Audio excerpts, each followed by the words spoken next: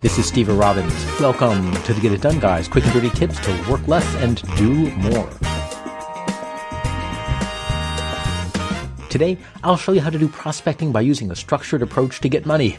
Beautiful, green, tasty money. Prospecting. If you're in business for yourself, you simply have to do it. It's the most common goal of people who've joined my Get It Done groups. They want more business, and they're willing to do what it takes to get it. What it takes isn't that hard. It's a numbers game. You need to find the person or company for whom you're the answer to their problems. But that's not quite enough. You need to find them right when you have time in your schedule for them and they want what you have to offer. What are the odds? Low. This applies even if you're an individual looking for a job. 85% of jobs are found through networking, not a public listing. You need to find the employer you're a good fit for at the moment they're ready to hire. And this is a pretty tall order. Plan for repeated contact. This is a numbers game. You need to do outreach, a lot of outreach. When I was building my coaching practice, I met the amazing C.J. Hayden, author of the superb book Get Clients Now. I mentioned how hard it was to get clients. I'd come home from a conference with a dozen leads and none would pan out. Oh, I'd call them as many as 3 times apiece, and she interrupted. 3 times? Yeah, why?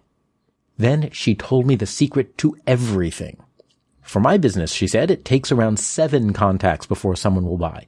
If you have 100 prospects and you contact each one 3 times, you'll make 300 calls and you will get 0 clients. But if you have 20 prospects and you contact each one 7 times, you'll make 140 calls and get 20 clients. That's less than half the work for a completely full practice. Mind blown. Of course, you won't close every sale. Indeed, depending on your product and how cold your leads are, a good close rate could be as low as 2%. It really depends on your situation.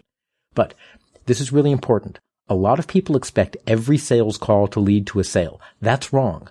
Sales is really a numbers game. Let's say you want to make $100,000 a year as your gross income. That's your income before deducting expenses. If you sell a $2,000 product, you'll have to sell 50 of them to make your income goals. 50 times 2,000 is 100,000. If you're cold calling and you have a close rate of 15%, then you need to contact 334 prospects. That's 50 divided by 15%. To reach your goal of 50 customers.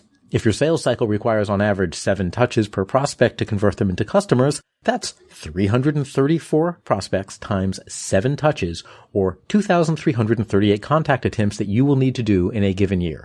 That's a lot of contacts. And you'll need to track those hundreds of prospects and where you are in the sales cycle for each one. Since prospecting is a numbers game, a spreadsheet can save the day, but you won't be using it to calculate numbers. You'll use it for tracking. Label the columns name, last contact, next steps, notes, why, and introducer. And here's how you'll use each column. Name, that's the name of your prospect. You might also want to track their company name as well. Last contact, that's the date that you and this person had your last contact. It doesn't matter if you reached out to them or if they reached out to you. It's just this is the last time you came to their mind. Next contact. If there's some specific date where you should contact them next, put that in the next contact column. So if someone tells you they're on vacation until June 31st, you would enter June 31st in this column. Next steps. What's the very next thing that needs to happen with this contact? And I'll discuss this in more detail a little bit later in the episode. The notes column is where you can add any free-form notes that you wish. You can summarize the calls you've had and so on. If the notes field gets too full, you might want to create a Google Doc for that prospect and put the link to that Google Doc in the notes field. And then you just click the link when it's time to record more notes for that prospect, and boom, you're looking at that prospect's Google Doc. Why? Fill in the why column when you add a new prospect to the list. Jot down why you think that this is a prospect worth pursuing. When you're going after 334 prospects, you'll have to decide where to spend your time. Will Smith, he's on your list because your parental unit really thinks you're going to look great in black. How sweet. They don't even realize that you're in autumn.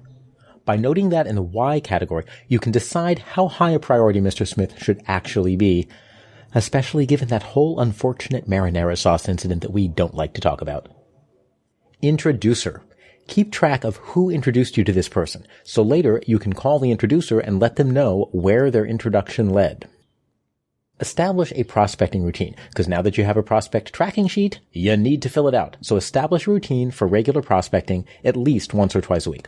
During that time block, you'll handle everything in your spreadsheet that needs to be handled.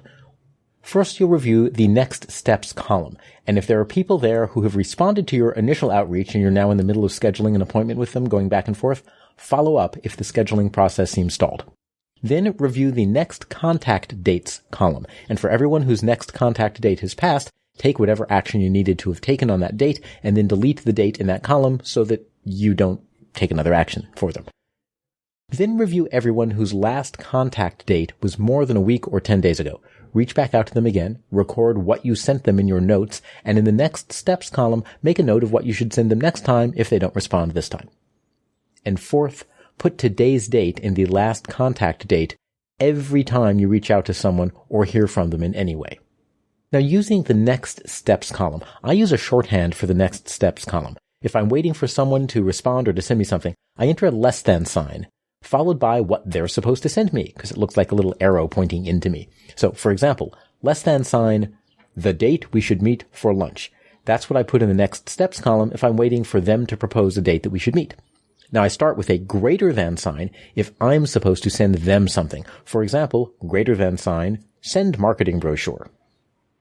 Train yourself to update the sheet whenever you email, call, text, or contact a prospect. Make sure to update the last contact date for them. When they contact you, make sure to update the last contact date for them. If you make this a habit, your tracking spreadsheet will let you keep up with 300 people effortlessly. And add new prospects regularly, at least a couple times a week. Add new prospects to your tracking sheet. You'll cycle them right into your system that guarantees you'll do your sales follow-up regularly. When you're in business, you need to treat it like a business. Prospecting gets money in the door, so do it rigorously. Track who you contact, when, and why, and build a system of habits and other subsystems that taken together will help you reach out to your hundreds of prospects however many times it takes to land their business. And feel free to pay me a 10% commission when this episode quintuples your income. I'm Steve Robbins. Follow Get It Done Guy on Twitter and Facebook. If you're an executive, entrepreneur, or sales professional and you want to get better at any aspect of your job, talk to me about coaching. Learn more at steverobbins.com. Work less, do more, and have a great life.